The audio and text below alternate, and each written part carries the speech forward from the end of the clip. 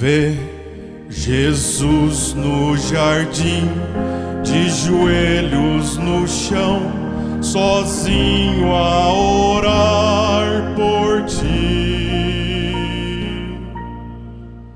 Vê o mestre sofrer também, o peso é demais dos pecados que tens.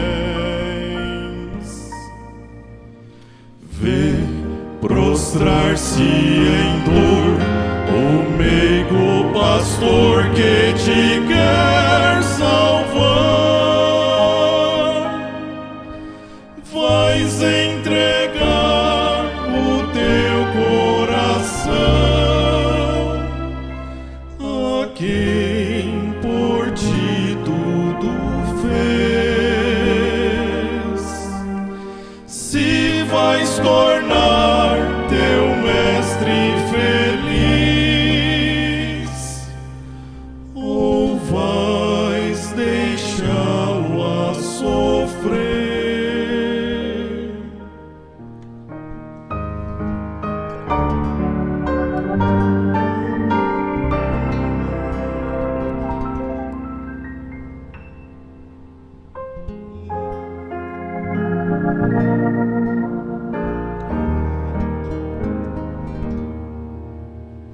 Vê a turba gritar e alguém coroa o rei com espinhos vis.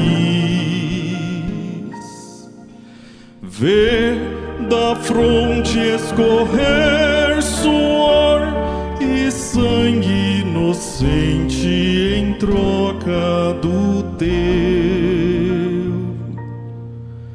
Vê pendendo da cruz o ser que te amou e por ti morreu.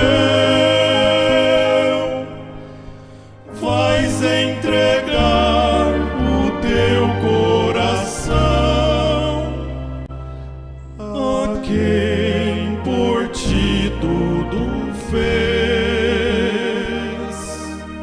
Se vais tornar teu mestre feliz, ou vais deixá-lo a sofrer? Vem entregar o teu coração a quem por ti tudo fez.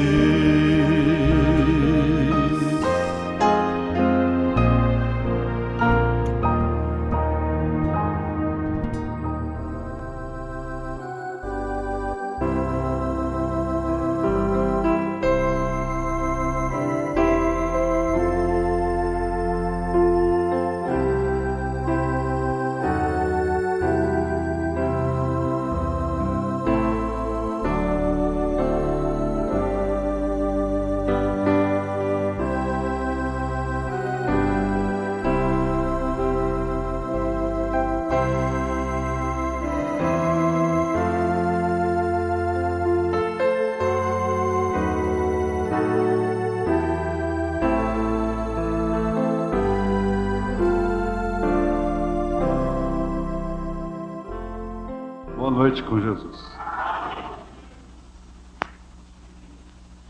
Eu estava pensando em espada e fiz anotações sobre espada ontem.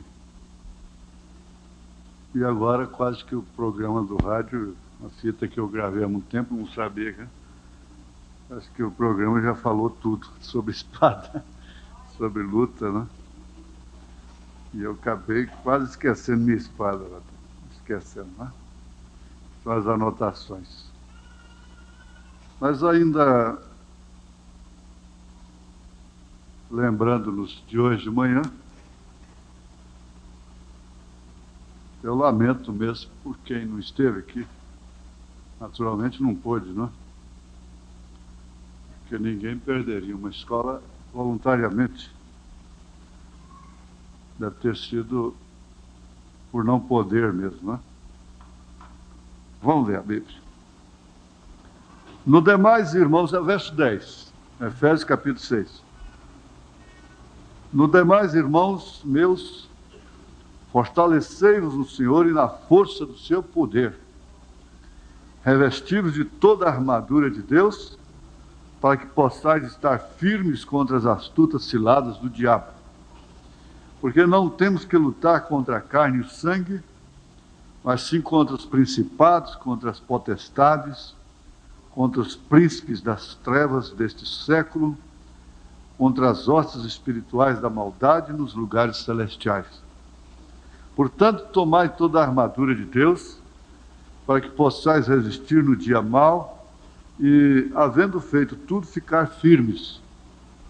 Estai, pois, firmes, tendo cingidos os vossos lombos com a verdade, e vestir a couraça da justiça, e calçados os pés na preparação do evangelho da paz, tomando sobretudo o escudo da fé, com o qual podereis apagar todos os dardos inflamados do maligno. Tomai também o capacete da salvação e a espada do Espírito, que é a palavra de Deus, orando em todo tempo com toda a oração e súplica no Espírito, e vigiando nisso com toda perseverança e súplica por todos os santos.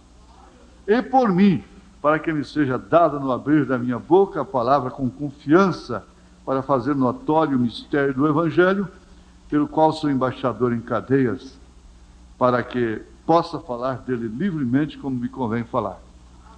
O Senhor enriqueça as nossas almas, as nossas vidas, com mais este culto, com mais esta mensagem, com mais esta palavra, em nome de Jesus Cristo. Amém. Assentar-vos. Tomai também o capacete da salvação e a espada do Espírito, que é a palavra de Deus.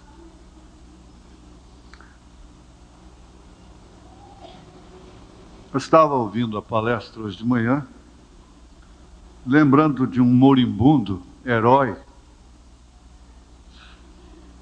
um herói nacional, que deixaria o seu nome na história.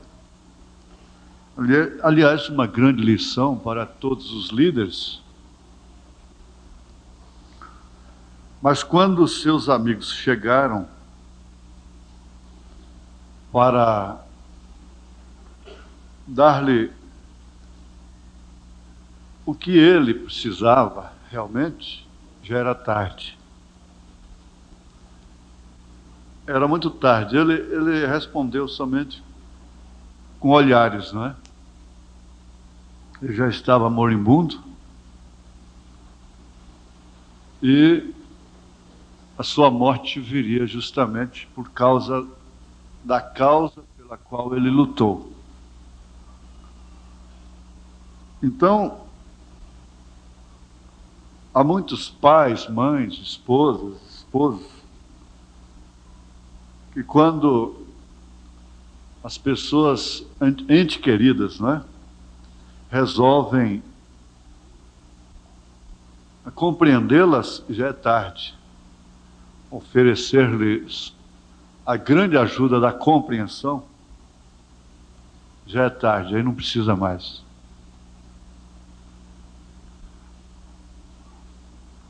Parece que o olhar da pessoa naquele instante diz assim: vocês chegaram tarde demais. Eu lutei muito, cansei e não aguentei mais. Agora não importa que vocês venham me oferecer até mais do que aquilo que eu precisei. Mas é tarde, fica para vocês. Use isto aí. Então, são muitas, milhares de mães que estão dizendo isso numa cama de morte. Pais, amigos. Não, quando vocês compreenderem e que vierem me dar isto, eu já não preciso disto mais. Já não precisa mais. Então, o homem cansado da luta, Abraão estava cansado, mas não estava vencido. Um pouquinho mais adiante, vencido, mas vencendo. Vencido, mas com coragem. Hoje eu queria dizer para uma pessoa, dizer para ela assim: você sabe qual é a irmã gêmea da fé? Não sei o que ela iria dizer para mim, mas eu iria dizer: a irmã gêmea da fé é a coragem, é entusiasmo.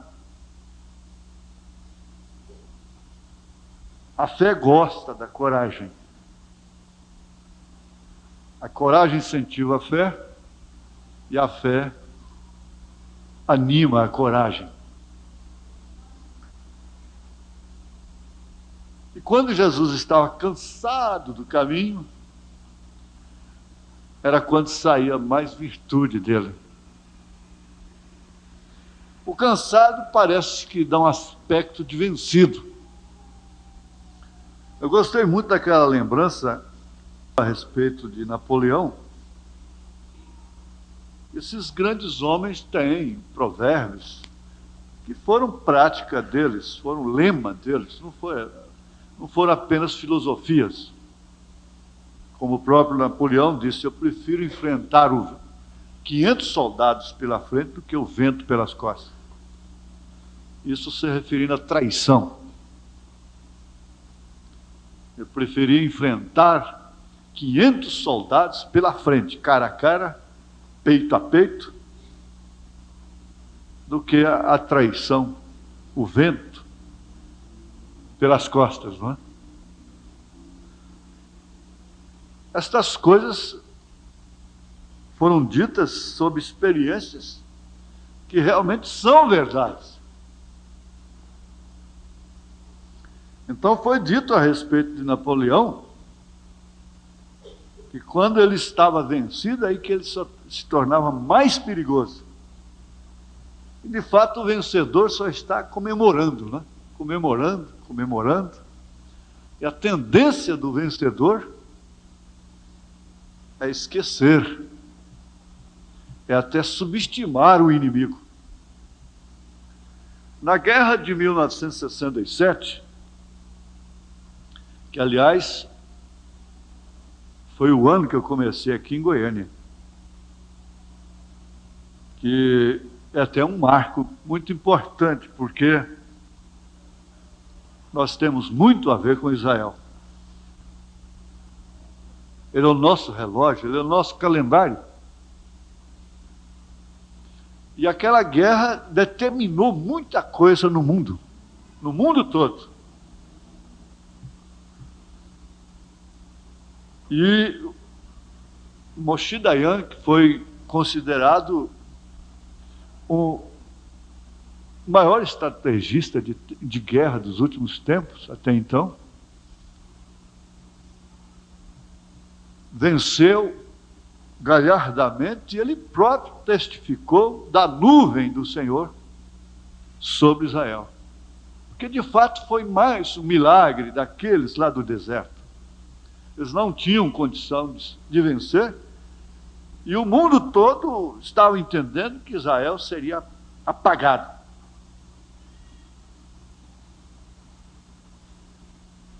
Agora, o que aconteceu?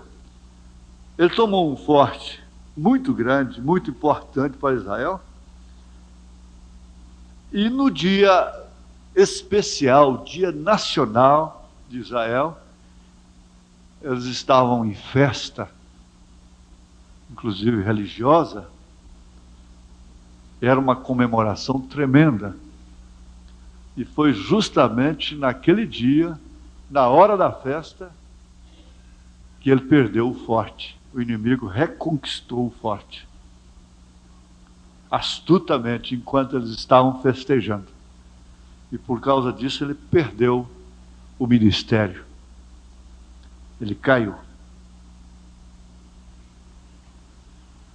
Então, isto confirma que quando está vencido se torna mais perigoso do que quando vencedor.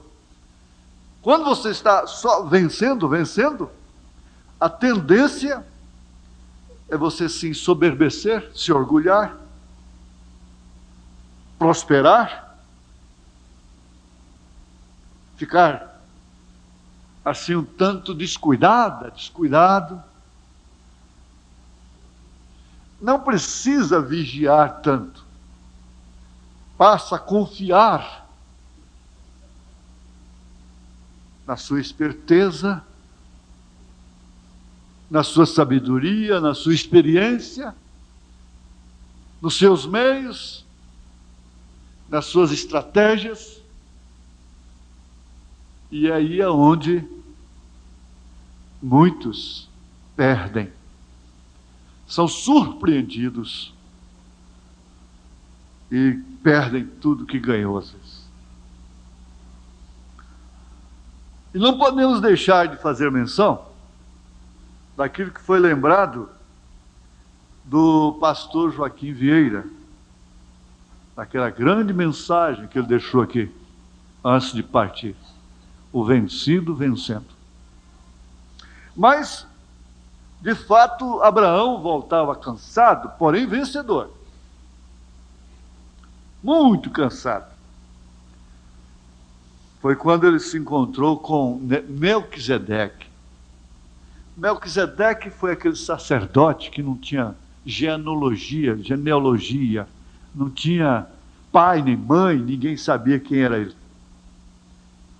E que Jesus Cristo era sacerdote segundo a ordem de Melquisedeque, está escrito aos Hebreus. Então aquele Melquisedeque, a quem Abraão dizimou tudo, era Cristo, era Jesus. E o que fez Melquisedeque? Então deu a ceia para Abraão. Ele estava voltando da guerra com aqueles cinco reis, libertou o seu sobrinho, mas não se envolveu com Sodoma por causa disso, não.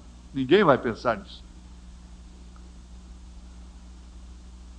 Voltou para o seu lugar com seus facões enferrujados, como diz o profeta, porém como vencedor.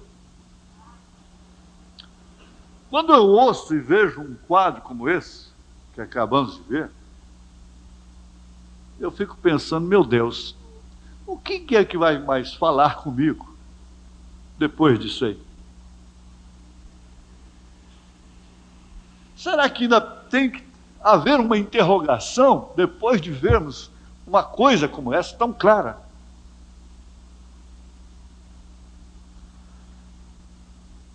Paulo disse uma coisa que desafia toda a fortaleza do inferno.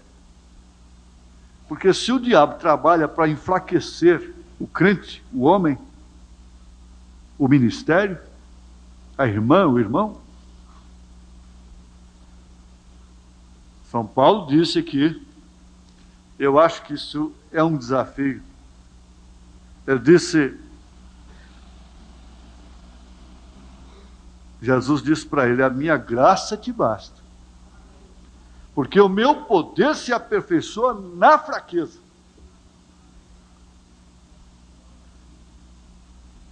De boa vontade, pois, me gloriarei nas minhas fraquezas, para que em mim habite o poder de Cristo. Você sabe que em certos casos, a pessoa deixando de comer, ela vive mais? Em certos casos. E a pessoa comendo mais, ela morre mais depressa? Há até espécies de suicídio dessa forma. A pessoa não quer que reflita como suicídio. Ela não quer dar um tiro na cabeça, tomar um veneno, jogar-se de um edifício, conhecendo o que causa gordura animal, refrigerante, maionese, refrigerante no modo geral e coisa. Então ela envereda por aquilo e ela sabe que ela vai cair morta a qualquer hora e ninguém vai pensar que ela suicidou. Ninguém vai poder dizer que ela suicidou. Pode fazer a autópsia. É gordura no sangue. Foi infarto cardíaco. Mas é um suicídio. Consciente ou inconscientemente. Ao passo que se ela não comesse, ela viveria mais. Ela ficaria mais fraca, na verdade, mas jamais ela teria um infarto cardíaco.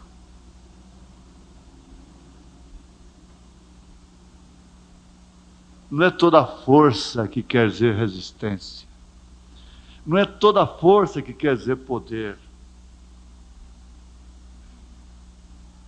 Você tem como, preste bem atenção, como resistir toda a força, todo o poder. Tem como, sim. Ah, mas contra a força não há resistência. Contra a força não há resistência humana.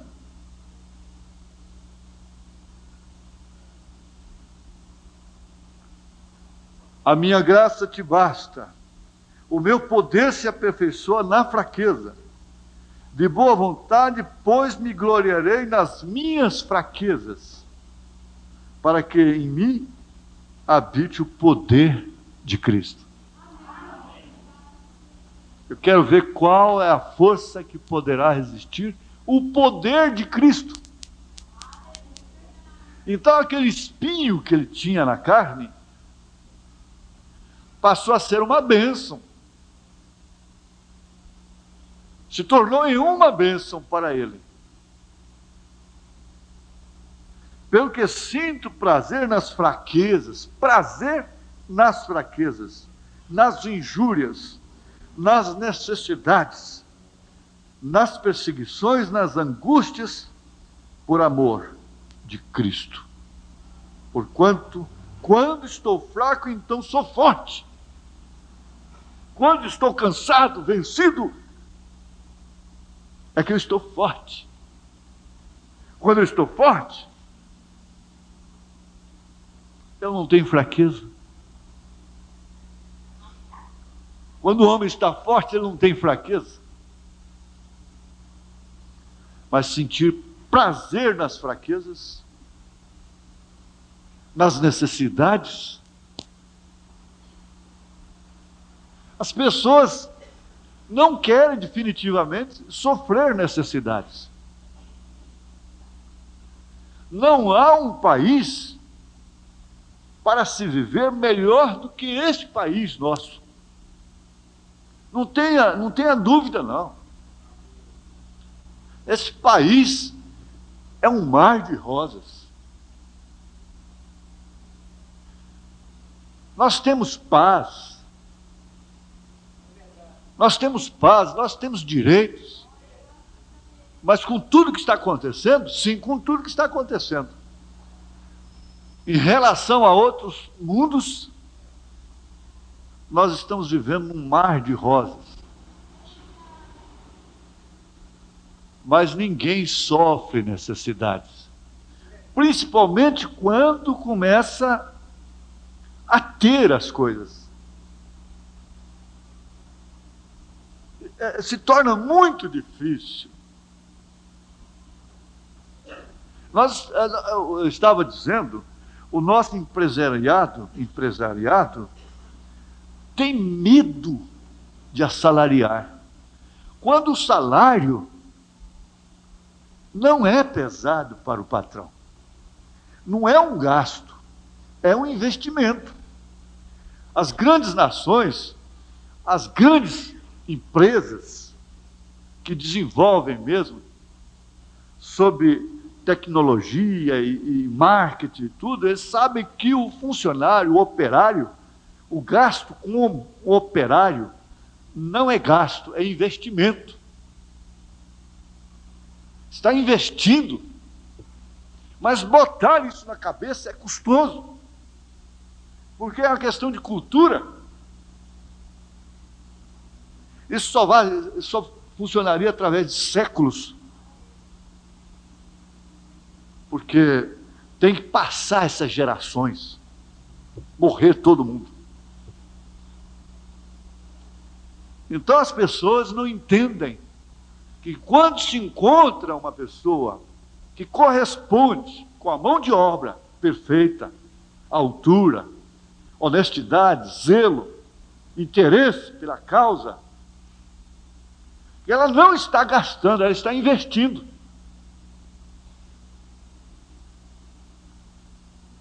Então, esse é um dos melhores investimentos. É um dos melhores e um dos maiores. Por quê? Nós queremos, dentro de pouco tempo, termos tudo a toque de botão. Nós não queremos sofrer necessidades. O profeta disse: se você conseguir tudo com facilidade, e se Deus ouvisse as nossas orações, assim que acabamos de pedir, tivéssemos tudo aquilo que achamos que necessitamos, na hora, nós nos tornaríamos mais impacientes e jamais teríamos fé. Agora, a única maneira de Deus gerar a fé em nós é através de lutas, de necessidades. Então, por isso, Paulo disse, olha, com todo respeito, gente, não vamos cair em complexos, porque às vezes as pessoas fazem como é que fala, me foge o termo correto,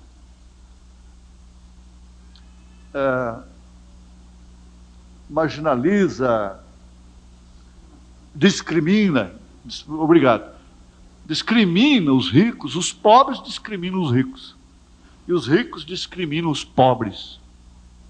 E há um complexo. Outro dia um doutor estava me dizendo, assim, mas como é difícil a gente ser doutor dentro da mensagem. É custoso. Sabe por quê? Porque cria um complexo com a gente. E é mesmo lá fora, tudo que acontece, o carroceiro vem no meu carro,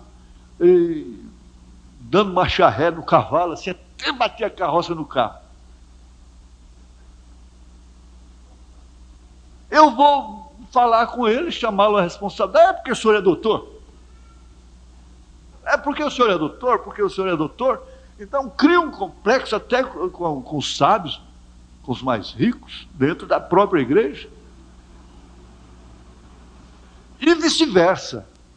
Mas Paulo disse que Deus escolheu os pobres deste mundo para serem ricos na fé. Agora, quem disse foi a Bíblia que diz.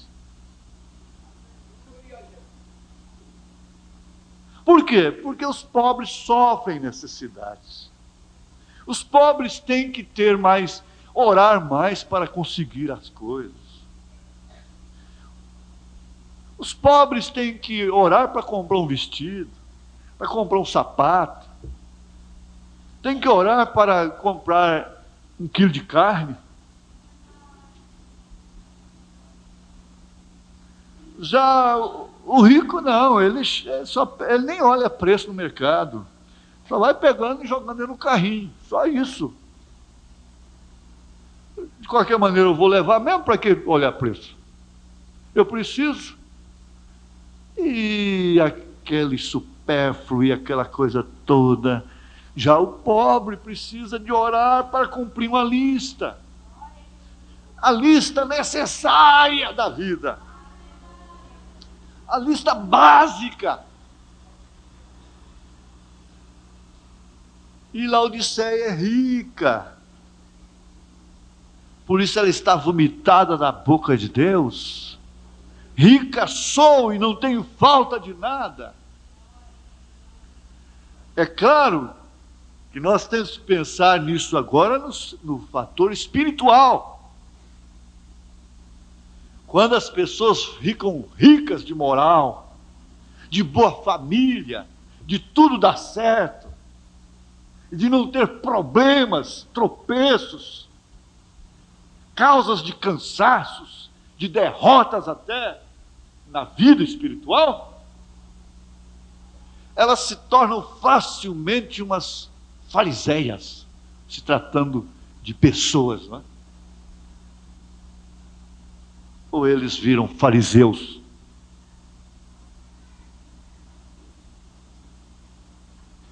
Não pode prosperar espiritualmente, como não pode prosperar materialmente. Tem sempre que sofrer necessidade.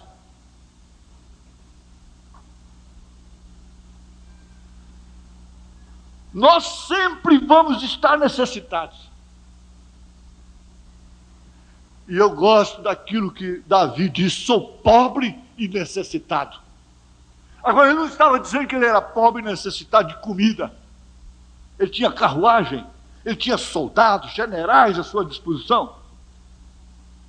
Mas sou pobre e necessitado. Foi o mesmo que dizer: miserável homem que sou.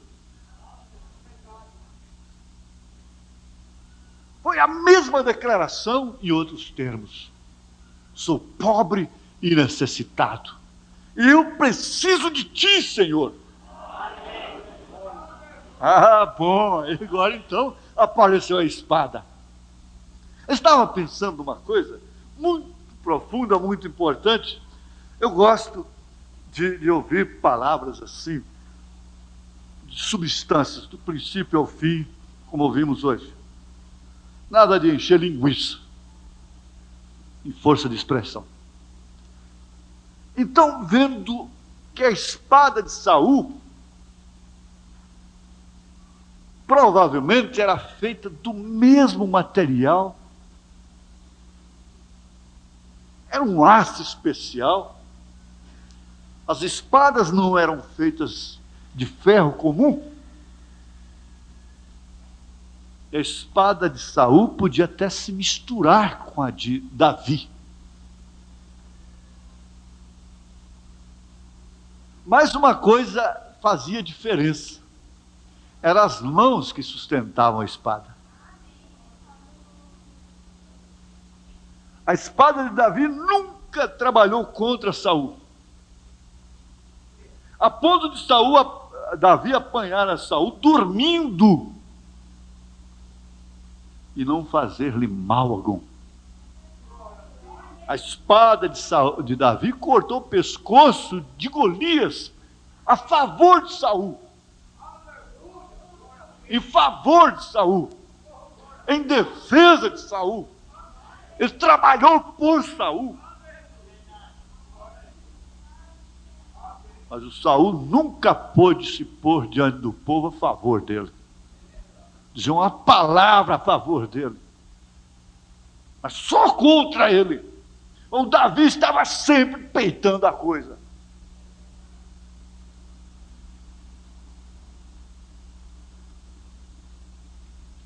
Eu ouvi uma queixa dessa de alma. Por quê? Por que eu estou sempre defendendo vocês, coisas que vocês não sabem uns dos outros, e não tem um para se pôr a favor, para levantar e falar uma palavra a favor?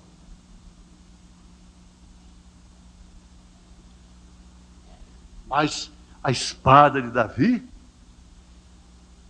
trabalhou, pelo contrário, em defesa do reinado de Saul, do povo de Saul. Saul era responsável pelo povo. Quando Davi venceu ali, ele estava vencendo por Saul, para sustentar o seu ministério, o seu reino.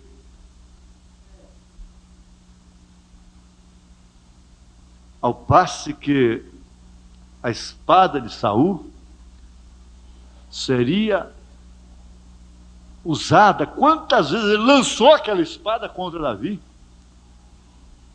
Quantas vezes Davi tirava o corpo, negava, estava fugindo da sua espada, foragido, e não podia dormir, tinha que entrar e sair com prudência, isso quer dizer acordado, porque se Saul apanhasse,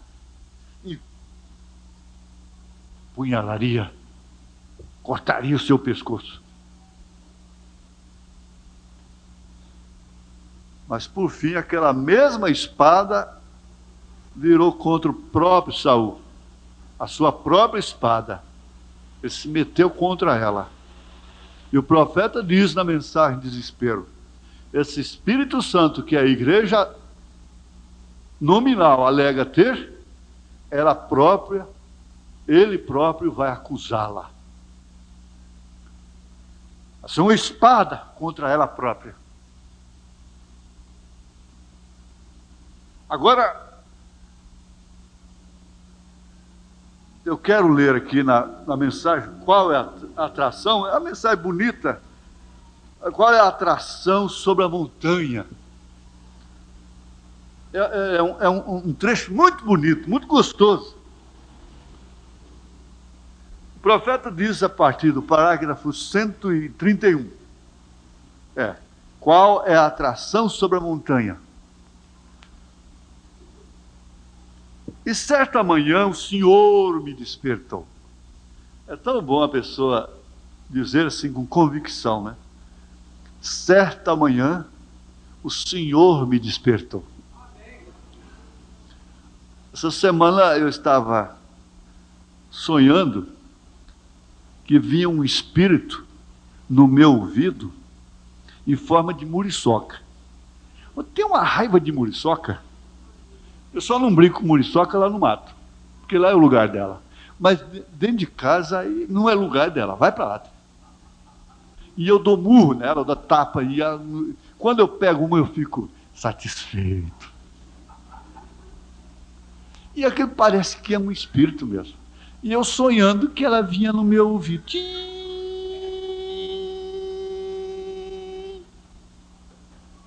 Até que eu acordei. Quando acordei, tinha uma muriçoca mesmo, de verdade, zunindo no meu ouvido. E eu larguei um tapa. Não foi nela, foi na minha orelha. Que coisa. Depois eu esbagacei, só que ela estava cheia de sangue. Mas é isto. Quantas vezes o Senhor nos desperta no amanhã?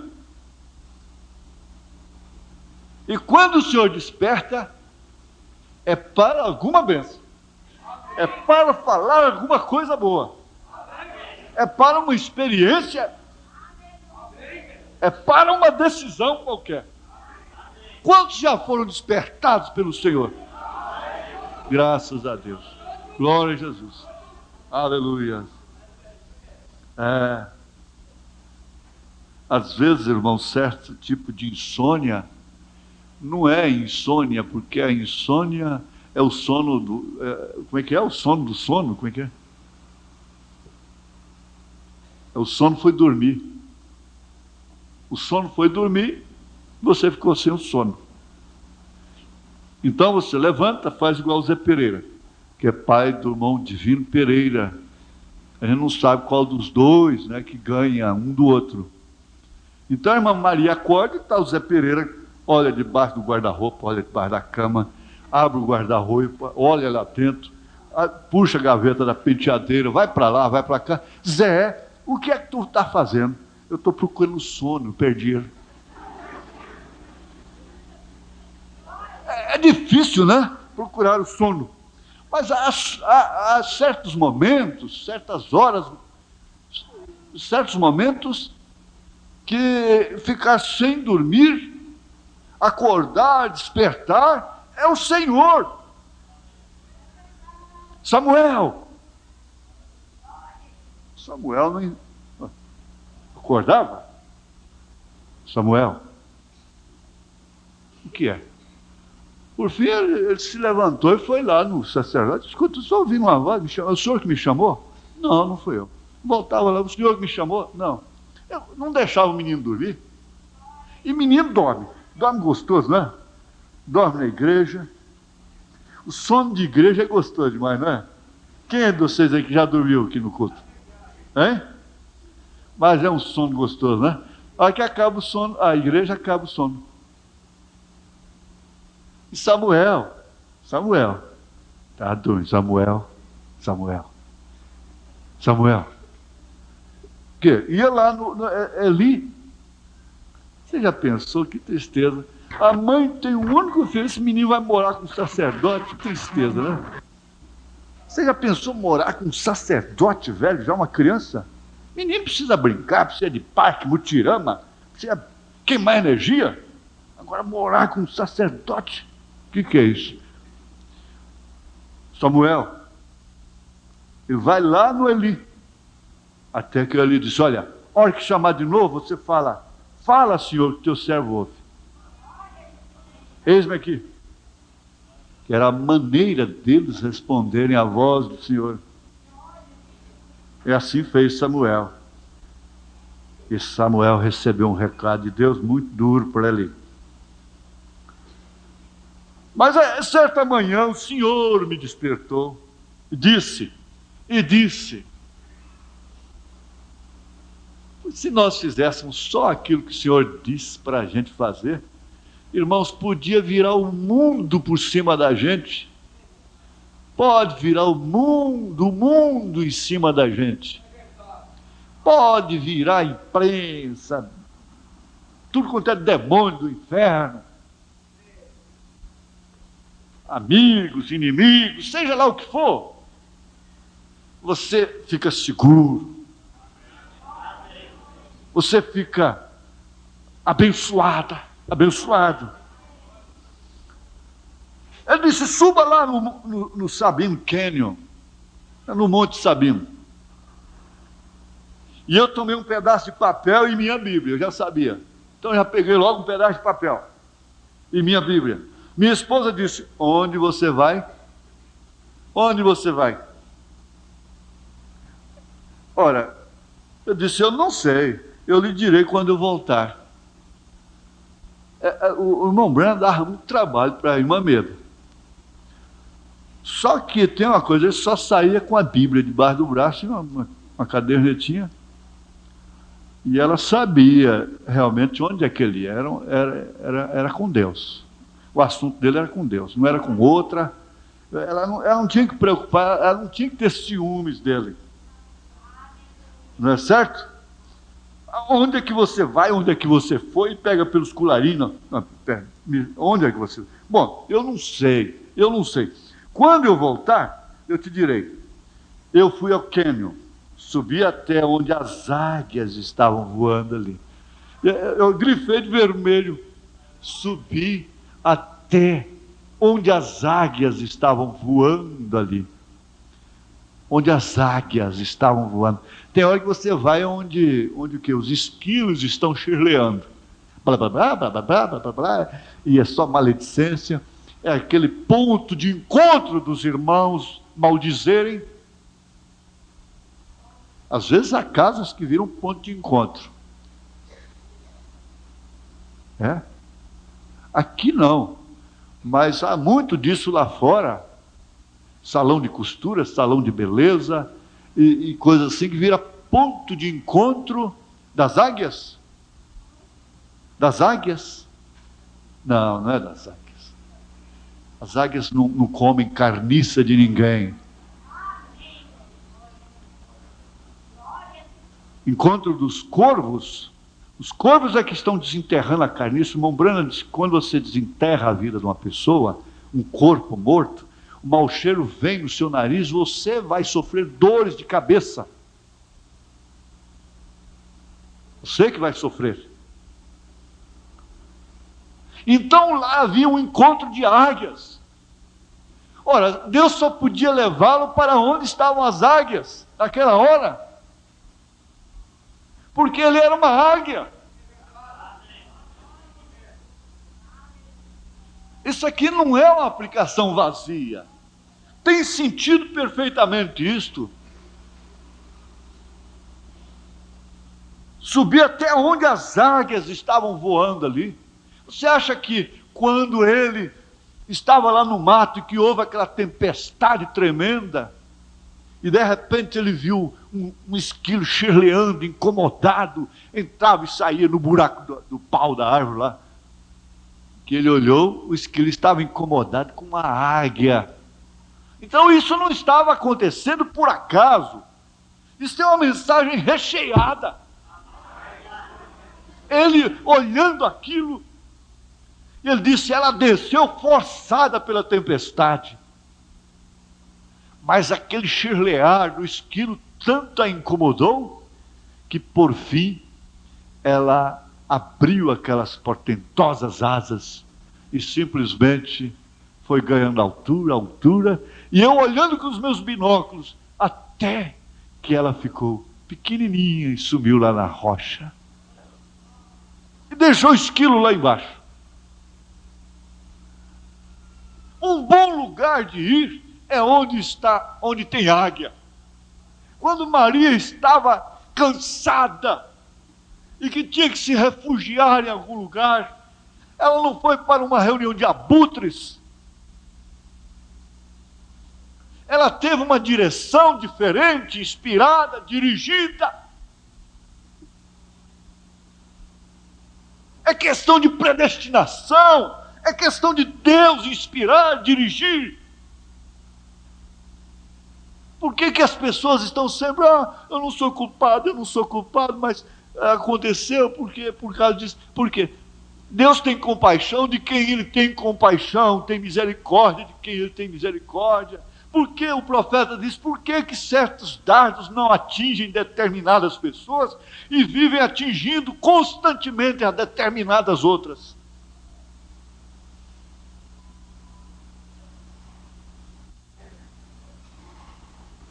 Ela foi encontrar outra que estava na mesma situação dela. Isabel estava no outro polo, uma velha engravidada, com João Batista dentro do ventre. Quando ela abraçou, trouxe a saudação a Isabel, e se saudaram, Isabel cantou o cântico de vitória. João, que estava morto no seu ventre, ressuscitou na hora. Saltou dentro do ventre dela. Eu digo isso porque foi o profeta que disse.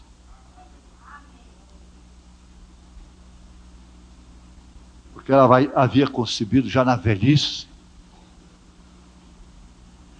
Mas por quê? Ela foi a uma reunião de águia. Águia com águia não tem carniça no meio. Águia com águia não pode ter maledicência. Encontro de águias só traz alturas, só alturas, não baixezas. Eu estava observando alguns veados lá de pé. Eu ajoelhei para orar e levantei minhas mãos e uma espada veio até a minha mão. Aleluia! Essa espada só podia vir na sua mão, era num ambiente daquele mesmo. E uma espada veio até a minha mão. Eu olhei ao redor e pensei, o que é isto? Eu não estou fora de mim? O que é que está acontecendo? Aqui está essa espada em minha mão, brilhando, reluzente, reluzindo com o sol. Eu posso tê-la na minha mão. Não é uma visão. Que isso? De onde vem essa espada? Nesse ermo aqui só tem águia, bichos, veados, paz. Não há guerra aqui, por que essa espada?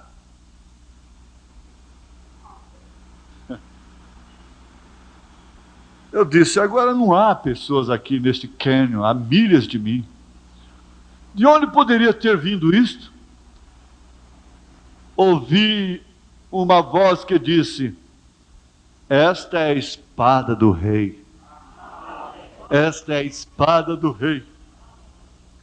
Eu disse, um rei arma um cavaleiro com uma espada? A voz voltou e disse, não a espada de um rei, mas a espada do rei. Do rei. Amém? A palavra do Senhor. Essa espada do rei É a palavra do Senhor.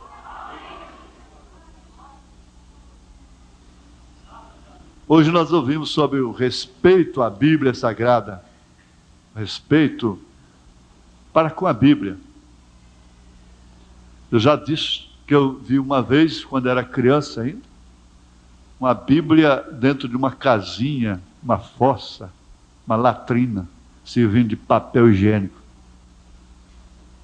E que família mais desastrada. Crimes e coisas mais horríveis. Mortes.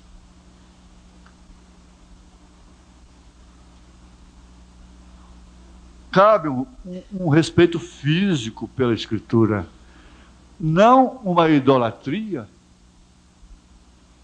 como objeto sagrado, mas um respeito físico.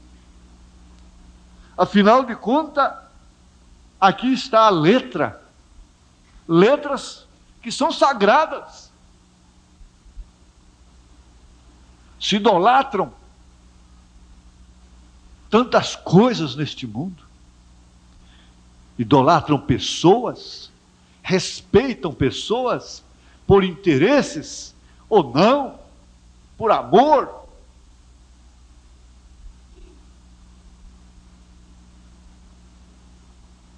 E por que não respeitar essa Bíblia?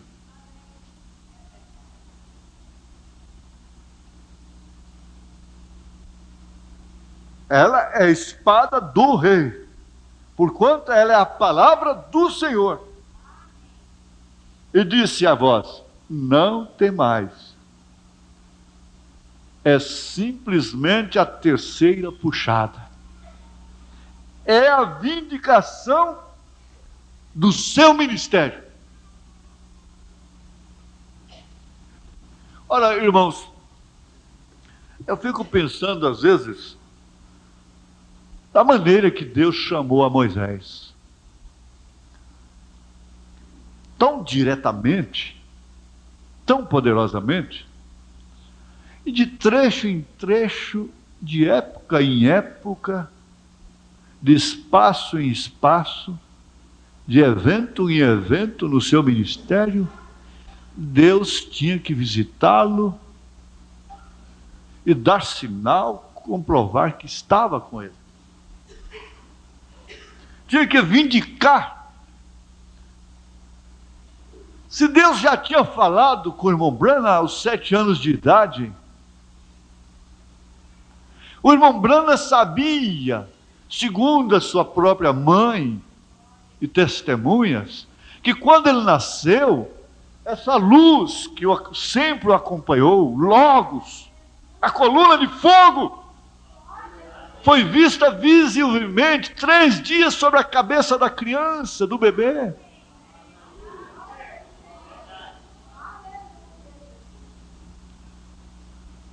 Mas cada etapa é uma transição. E ele precisava, naturalmente, daquela vindicação.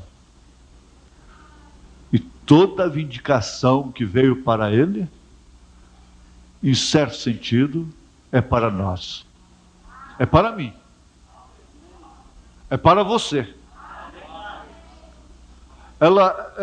Quando o anjo disse para ele: você tome cuidado com fama, dinheiro e mulher.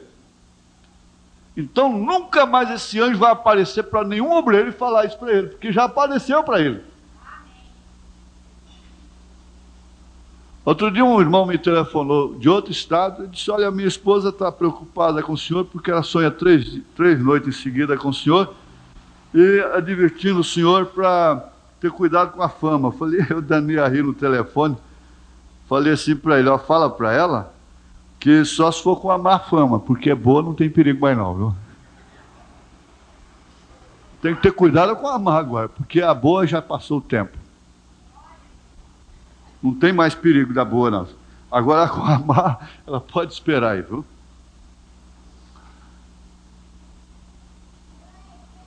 Ele precisava dessas vindicações, porque na verdade elas estavam relacionadas com a noiva.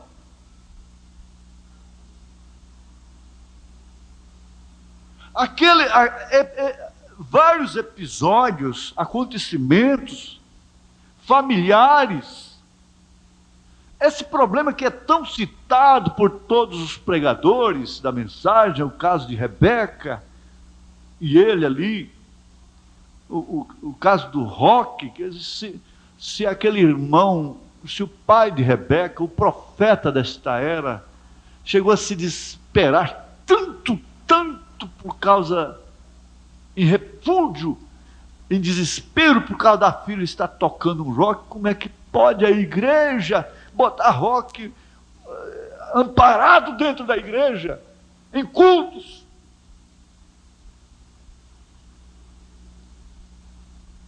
Aquela experiência é para a noiva enquanto houver terra, enquanto ela estiver aqui. Ninguém mais teria que chamar a atenção de ninguém. Depois de saber que esse ritmo veio do inferno.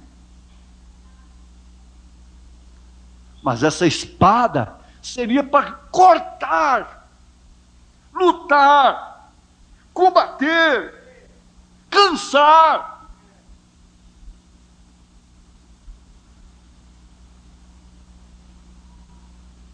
Tem que cansar, tem que ficar cansado, porque afinal de contas é dimensão humana. Aqueles generais, aqueles homens de Davi, quando Davi suspirou, que estava foragido, suspirou desejando aquela água de Belém, eles apanharam a espada e lutaram, furaram um buraco na fila dos filisteus. Lutaram tanto que depois não podiam soltar as espadas. Suas mãos ficaram travadas, presas na espada. Eles não podiam abrir mais as mãos. Não tinha como. Você não tem como, depois de lutar tanto, abrir as mãos e soltar essa palavra do Senhor, com a qual você tem vencido os dardos inflamados do diabo nos lugares celestiais, dentro de si próprio, dentro de si própria.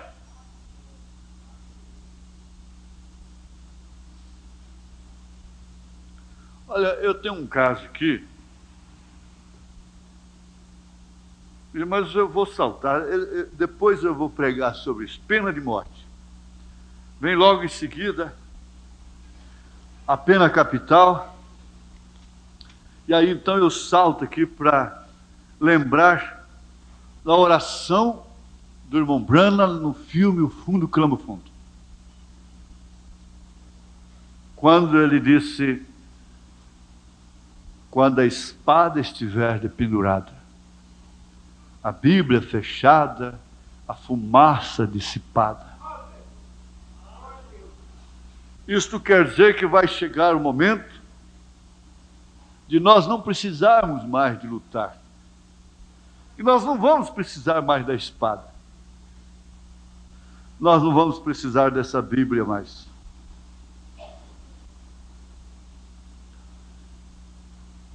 Essa Bíblia não vai no rapto. Na mesa de milhares de quilômetros, lá nas bodas do Cordeiro, não terá uma Bíblia. Nenhuma sequer. Encadernada, a ouro. Nenhuma. Porque a Bíblia estará lá, enxugando as nossas lágrimas. A Bíblia, Jesus Cristo. Você não vai precisar dela mais. Não. Pode ficar com vocês mesmo. Você vai dizer ao sair daqui: fica para vocês.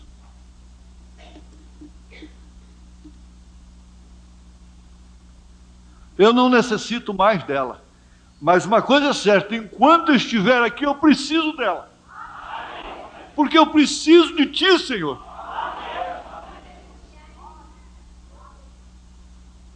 Aqui na mensagem Pondo-nos ao lado de Jesus, eu pude ver uma coisa interessante sobre o entusiasmo, que é o lado oposto ao desânimo. Nós vimos hoje que o desânimo é a principal ferramenta do diabo. Para mim aquilo foi um desafio muito grande. E de fato, quando o diabo te desanima, aí ele pode pôr arreio, montar. Você pode saber que você vai estar animado com outra coisa qualquer. Quando você se desanima com as coisas de Deus, você vai se animar com alguma coisinha. Alguma coisa vai ficar ativa. Porque quando falta um sentido no homem, os demais ficam mais sensíveis. Quando falta visão para o homem, o sentido do tato fica sensível demais. Por isso o cego chega até a conhecer dinheiro, nota, valores. Porque a falta da visão sensibiliza o tato, o olfato, o cheiro. A falta de um pulmão faz com que o outro se fortaleça mais.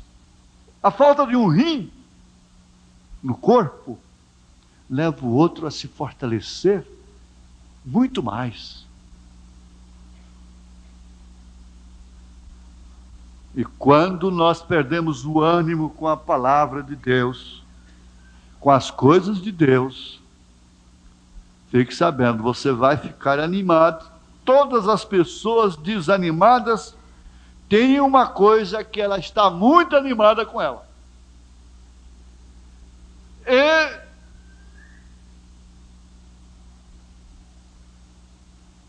muitas delas sabem qual delas que fica mais ativada.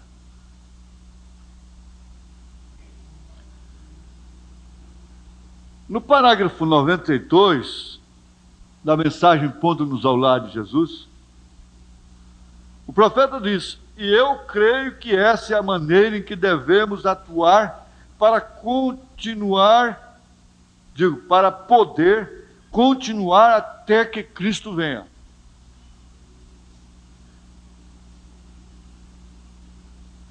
E isso é o que queria dizer-lhes nessa forma. E eu creio que se vocês tiveram como... Você tem que entusiasmar-se com isso.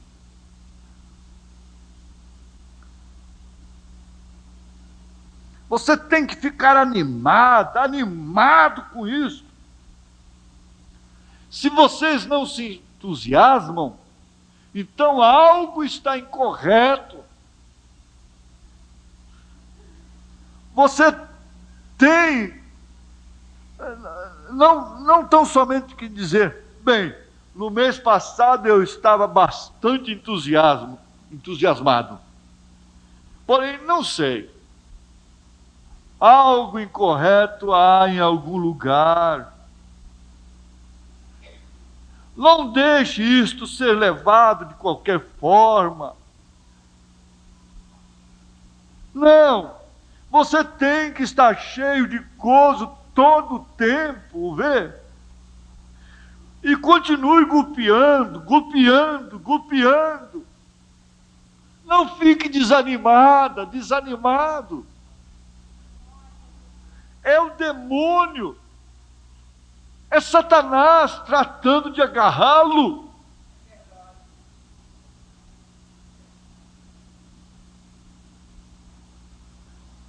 Ele diz, como eu gostei de ver a disposição de Pedro.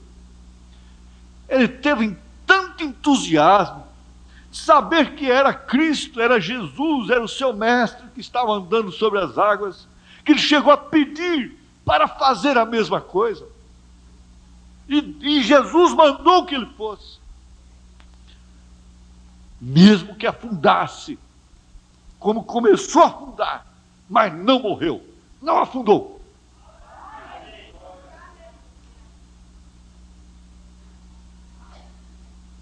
Continue golpeando, continue puxando o gatilho, pois é o demônio tratando de agarrá-lo.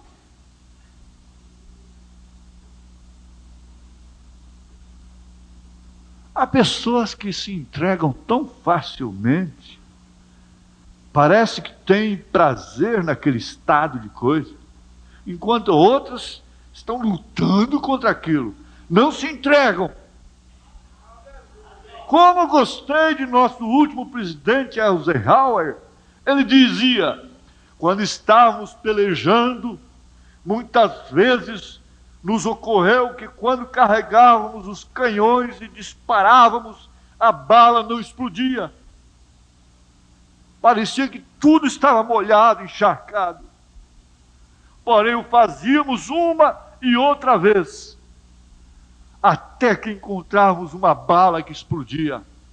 Puxe mais esta, puxe mais esta. Nunca nos dávamos por vencidos. Ainda tem mais. Espera aí. Eu não estou morta. Eu não estou morto.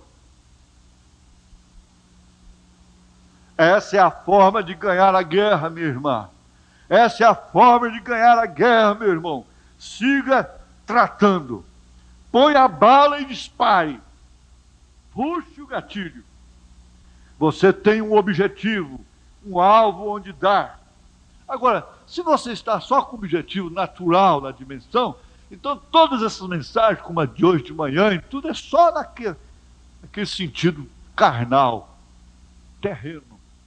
Mas se você está pensando em algo mais sublime,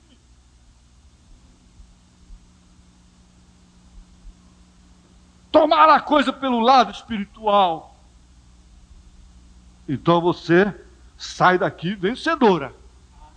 Vencedor. Paulo disse, mas em todas estas coisas somos mais do que vencedores.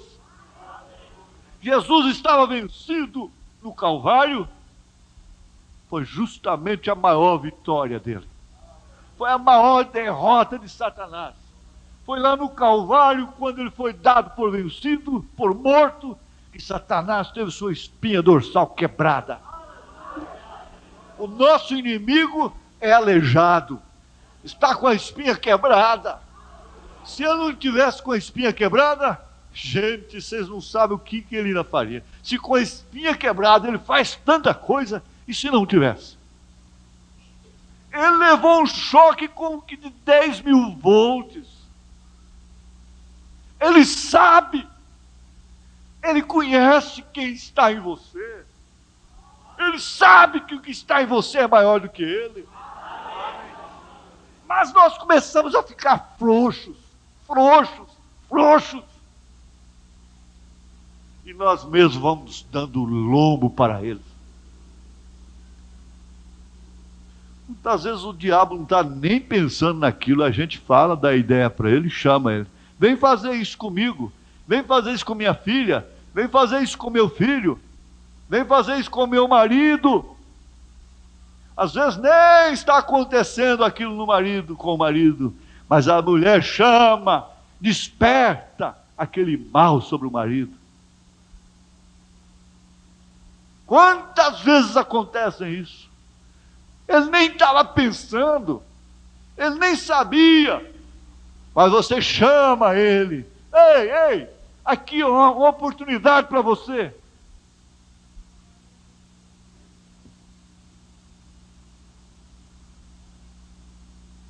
Torne a tentar.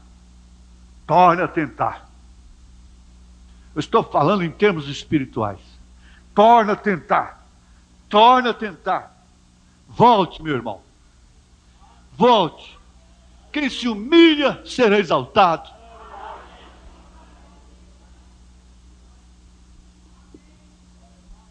Não é depois de lutar tanto tempo, entregar assim de bandeja para ele, não. Espera aí. Que sejamos esfacelados, escapelados, envergonhados, desmascarados, afrontados, baleados, seja o que for, mas vamos em frente. Torne a tentar até que possa explodir. Uma delas está viva. Uma delas está viva. Me lembrei de minha avó agora contando o caso do bem-te-vi com o carcará. O burro velho, magro no tempo da seca, deitado lá no curral, como morto. E o carcará vem logo nos olhos, né? E as partes mais sensíveis do animal. E o bem-te-vi está de lá. Ele está vivo. Ele está vivo. Ele está vivo. O carcará ia lá e, de repente, o carcará entendeu de comer um pedaço mesmo. Burro, o burro, hein? O burro velho, cansado, magricelo, na seca, morrendo lá. Reagiu à bicada do carcará. Prendeu com o seu rabo e saiu dando coice, e esse carcará batendo asa até... E o bem-te-vi gritava de lá: bem te disse, bem te disse, bem te disse, bem te disse. Uma delas está viva. Ela vai explodir. O dia que todas as vezes que você vê um bem-te-vi cantando, você vai ver: bem te disse, bem te disse, bem te disse. Você vai lembrar disso. E uma delas explodirá. E assim devemos fazer nós. Mantenhamos-nos disparando, disparando, disparando.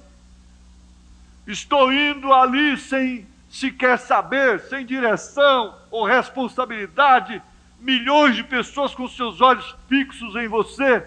O que vai você fazer? Qual é o próximo movimento? Alguns pensam que estou morto. Veja só, alguns pensam que eu estou morto. Lá naquela ilha, quando a víbora pendurou no dedo de São Paulo, eles ficaram convencidos de que Paulo merecia morrer mesmo. O homem se escapa do vendaval, da tempestade, do naufrágio no mar. Aqueles nativos estavam acostumados a ver pessoas serem feridas por aquela víbora e morrerem na hora. Não tinha salvação, não tinha cura. E eles foram acender uma fogueira lá, quando de repente vem Paulo com a dita cuja venenosa e pendurada no seu dedo. O que simboliza aquela víbora? Onde foi que você adquiriu isto? Foi no campo de batalha, de pendurada. E ele simplesmente atirou no fogo. E eles ficaram estupefatos, perplexos, olhando, esperando o homem inchar e cair. Quando eles viram que não aconteceu nada, disseram: é Deus, esse homem é Deus.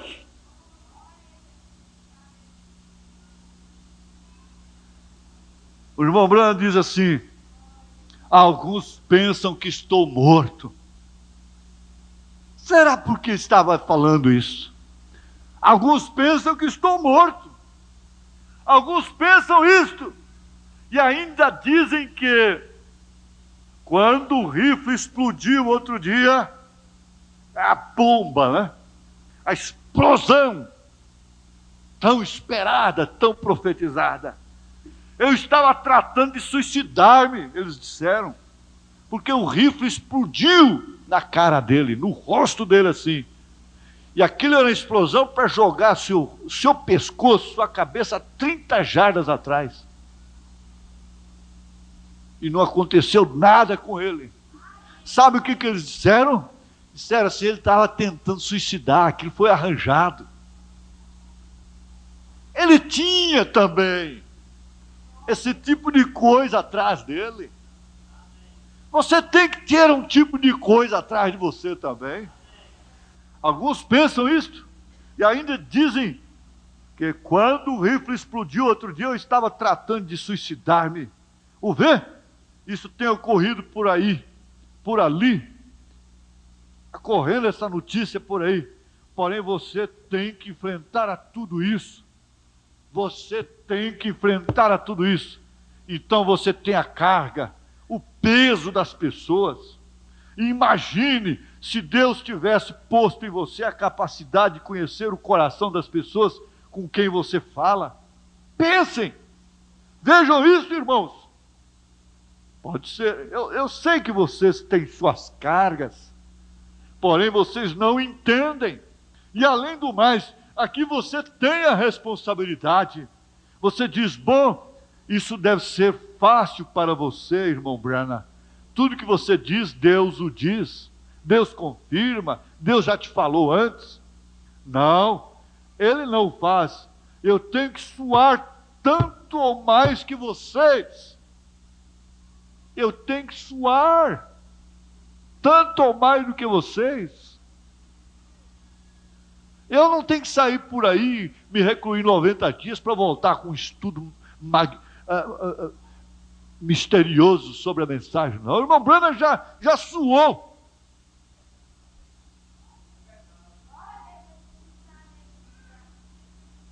Eu tenho que suar mais que vocês e de mim se requererá muito mais. Você pode que tenha que responder por uma igreja, ou uma família, ou talvez por você mesma, por você mesmo. Porém, eu tenho que responder por milhões de almas. Por quê? Quando vocês chegarem lá, vocês pensam que os meus problemas vão impedir vocês chegarem lá? Não. Vocês pensam que eu vou levar vocês para lá? Não. Vocês pensam que eu vou impedir vocês de ir para lá? Não. Deixa Jesus te recolher hoje. Você sai daqui e fica bem na esquina de cá, viu? Assim que sai do portão, viu, rapazes, moças, continuem. Uma noite dessa, Jesus vai levar uma meia dúzia aí, através de um carro. No mínimo uma meia dúzia. Vai ser uma meia dúzia, mais ou menos. Vocês podem, isso vai ficar gravado, está filmado. Vocês podem esperar. Vai ser uns 3, 4, 5, 6, porque são insensíveis mesmo. O que eu tenho visto de carro virar cantando pneu nessa esquina aqui não é brincadeira. É Deus que tem guardado. Mas deixa, a hora que um de vocês forem recolhidos, ou 2, ou 3, ou 4, ou mais, a hora que vocês adormecerem, partirem, vocês vão ver aonde é que vocês vão. Vocês vão para a 6ª dimensão. E lá vocês vão encontrar todos que morreram fiéis aqui, na glória. Agora, vocês querem suicidar mesmo, não é? Dessa forma, então continua ficando ali. Fica insensível. Deixa esse espírito de porta de colégio ficar em cima de vocês. Não reage contra ele, não. Fica aquelas pessoas quietas diante de automóvel, diante de farol, buzina, ouvindo palavrões e coisa, e enfurecendo motoristas mundanos, às vezes cheios de droga, bêbados e qualquer coisa assim. Continue, não tem problema não. Eu sou meio extremista, não sou? Ou muito extremista. Mas continue, mocinhas e rapazes, e até senhoras mesmo, continue aí na esquina. Continue.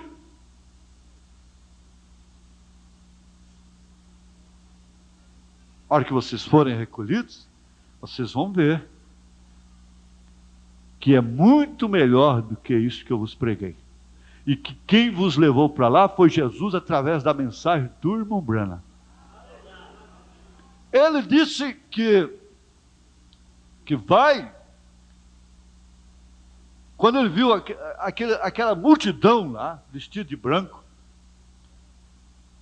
ele disse, escuta, Paulo batizou em nome do Senhor Jesus Cristo, e ele ensinou essas coisas, e ele disse, eu também ensinei.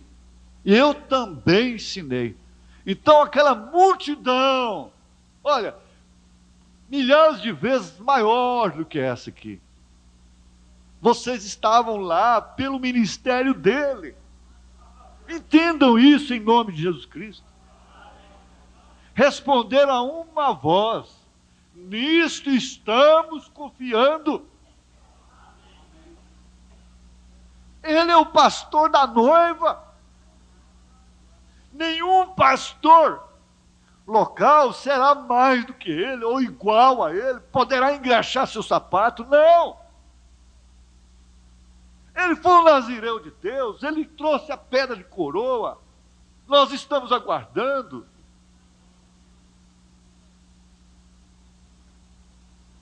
Mesmo a Jezabel não sabe que ele é pastor dela. Ele é o pastor desse século XX. Agora veja, você tem que responder por uma família ou por você, mas eu tenho que responder por milhões de almas. Eu tenho que conhecer meus movimentos. E se Satanás lhe está golpeando por uma e outra alma que você trará, que será disto quando há milhões assentados em ordem? Ele te golpeia por uma ou duas almas. Nesse evangelismo que você faz aí, pessoal, Satanás te golpeia. Agora, quanto mais quem tem milhões nas mãos, quanto mais está golpeando aqui, assim há muito que recordar, irmãos. Não é debalde que às vezes me põe nervoso. Eu fico nervoso. Estou carregando os canhões. Se dispara, ali está. Porém, se não dispara, eu não me deterei. Eu continuarei por isso. Deixarei esta que não disparou e tratarei com outra. Uma das balas explodirá, isso é tudo que há. Uma delas explodirá em algum lugar, então eu quero dar no alvo, para que quando explodir, possa dar no alvo ao qual estou disparando. Eu sei que vocês entendem, há algo em algum lugar. Vou partir para essas reuniões, disparando um pouco mais ali. Não é meu propósito ensinar essas grandes coisas que a vocês têm ensinado. Deus só pode lhes abençoar se vocês permanecerem na fé. Fechando os nossos olhos.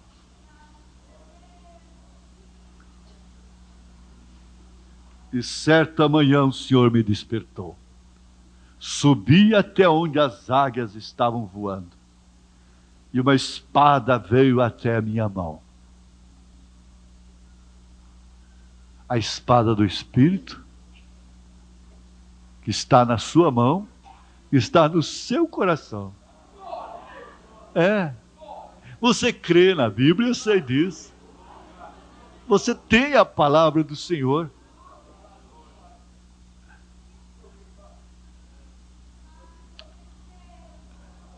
Você que ainda não tinha se armado com essa espada. O homem armado, ele fica mais corajoso, mais entusiasmado. Ele até se arrisca. E você acha que vir aqui na frente te ajuda? Então vem aqui na frente. Se você acha, se você sentir que isso te ajuda, então vem aqui para frente. Alguém sentiu assim? Que isso te ajuda? Aleluias. Glória a Deus. Você não sabe o quanto o batismo em nome do Senhor Jesus Cristo ajuda. Na verdade chama um tipo de guerra sobre si. Mas é uma guerra, uma batalha da qual você já sabe que é vencedor. É vencedora. Então, você está vindo, rapaz? Muito bem. Eu pedi, irmãzinha, para fechar os olhos. Eu pedi para fechar os seus olhos. A mamãe não te ensina assim? Papai? Isso. Muito bem.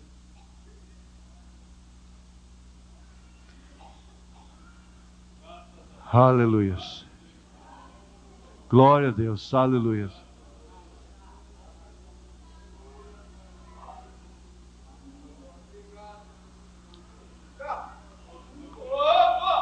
Aleluia. Aleluia.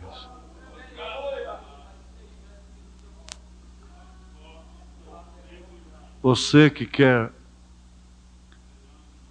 voltar para o companheirismo da palavra, vem aqui para frente também, você.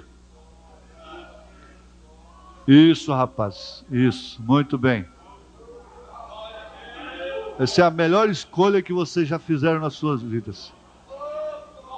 Jovens, ainda novos, num mundo como esse, vindo à frente, declarando, professando a sua fé, a sua vontade de se armar. Isso é bonito, isso é coragem. Deus vai encorajá-los. Assim mais cedo na minha vida eu tivesse feito isso. Antes eu tivesse feito na idade que vocês têm. Você está com 17, você? Hã? 19. Você tem quanto? 35. Você? 21. Graças a Deus. Aleluia. Feche os seus olhos, irmãos. Vamos fechar os olhos. O senhor tem quantos anos? Quantos anos o senhor tem?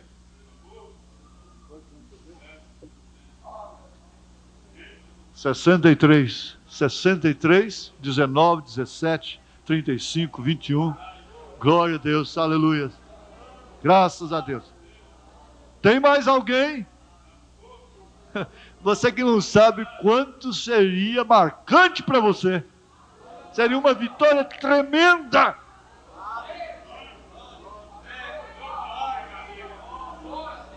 Aleluia. Glória ao Senhor Jesus. Glória ao Senhor Jesus. Aleluia. Qual a idade? Qual a idade? 49. Qual a idade? 52 anos. Aleluia. 49, 52, 19, 17, 35, 20, 21, 63. Aleluia. Está vindo mais um jovem. Graças a Deus. Glória a Deus, mais uma senhora. Graças ao Senhor. Glória a Jesus. Isso, rapaz, é isso mesmo. Vós, jovens, eu vos escrevo. Quantos anos você tem, filho? 17 também. Graças a Deus, uns jovens tão bonitos, tão fortes.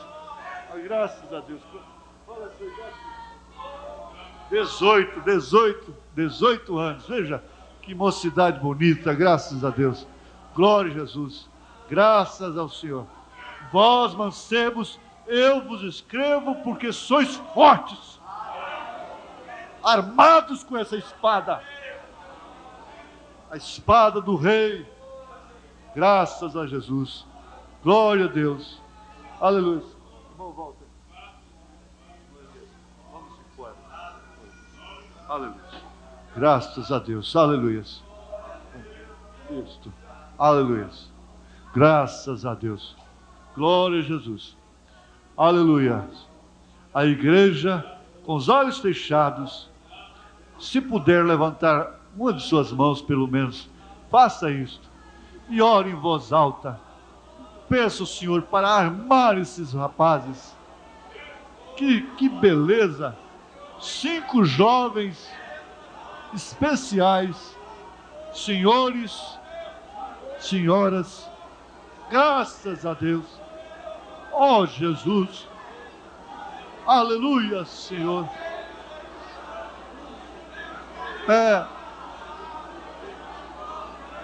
Nós vamos lutar juntos.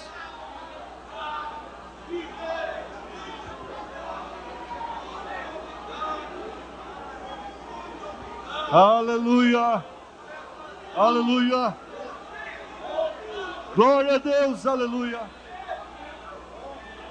aleluia, glória a Deus, aleluia, graças a Deus, graças ao Senhor, graças a Jesus, graças a Deus, graças a Jesus, aleluia, graças a Jesus.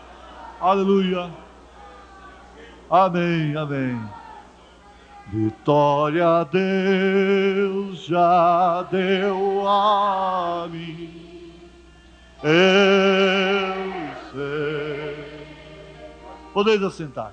Vitória Deus já deu a mim.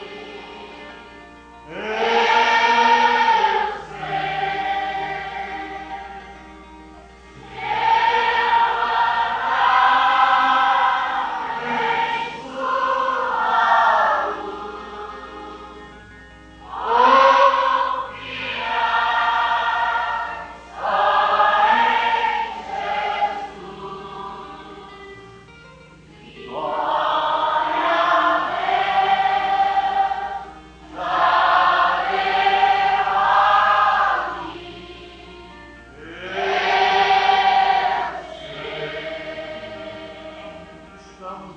Numa batalha juntos. Amém? Quando se está na guerra, um morre pelo outro. Um divide o pão com o outro. Graças ao Senhor. Glória a Jesus. Deus os abençoe.